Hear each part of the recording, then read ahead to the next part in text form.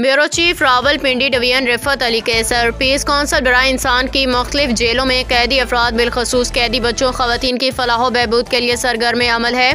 बच्चों के आलमी दिन के मौका पर पीस कौंसिल बराए इंसानी हकूक़ के मरकजी चेयरमैन अमीनुर रहमान खान ने कैदी बच्चों के लिए एक प्रोग्राम का इनेकाद, जिसमें कैदी बच्चों के हमरा DIG जेल खाना जात शीबा शाह उनके स्टाफ ने भी शिरकत की। प्रोग्राम के मेहमान खसूसी सूबाई वजीर सोशल वेलफेयर और ब्रिटिश काउंसलेट थे। कैदी बच्चों ने आज़ाद माहौल में बहुत लुत्फ उठाया।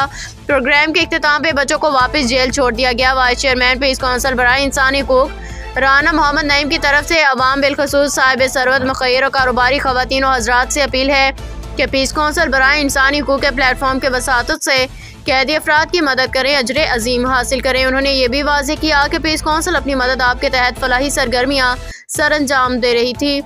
आज तक पीस कौंसिल ने कभी चंदा इकट्ठा किया, ना ही कभी फॉरेन फंडिंग ली है। अल्हम्दुलिल्लाह पीस कौंसिल अपने अहदेदारान और मुखैर हजरात की मुआवनत से जेलों में मेडिकल कैंप, आई कैंप, ब्लड डोनेशन कैंप, महफिल किरात, महफिल नात, कौमी और इस्लामी त्यौहारों के इनेकाद बाकायदगी से करती रहे।